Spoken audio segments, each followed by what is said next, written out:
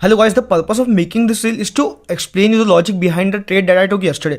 तो अगर मैं आपको चार्ट्स पे लेके जाऊँ तो यहाँ पे आपको मैंने कुछ इस प्रकार का मुझे 1:2.88 का रिस्क टू रिवॉर्ड मिला।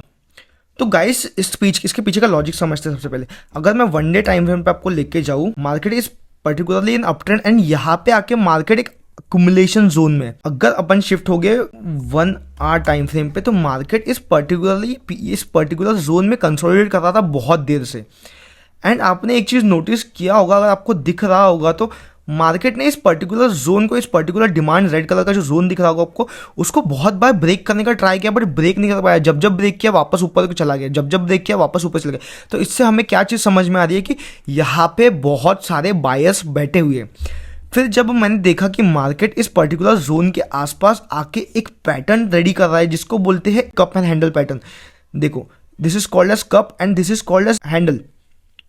तो मार्केट ने इस पर्टिकुलर जोन को एक बार ब्रेक किया कि लिक्विडिटी लेके वापस ऊपर जाने का ट्राई कर रहा था। 50 मिनट पे आते हैं और अच्छे से समझ में आएगा। तो यहाँ पे मार्केट ने वापस ऊपर जाने का ट्राई किया, तो मैंने इस पर्टिकुलर कैंडल पे अपनी एंट्री बनाया and now here you can see. Guys, मुझे अपने प्रॉफिट दिखाना अच्छा नहीं लगता है, ना ही अपने लॉसेस। कॉज जब मुझे प्रॉफिट होता है तो मेरे प्रॉफिट में से ना ही आपको कुछ पैसा मिलने वाला है, और अगर मेरा लॉस होता है तो ना ही आप मुझे कुछ पैसा देने वाले हो कि उस लॉस की भरपाई हो सके। तो वाई नॉट। मैं बस आपको इतना बता सकता हूँ कि जो मैंने ये ट्रेड लिया तो उससे आई बॉट दिस फोन, इससे आप अंदाजा लगा सकते हो।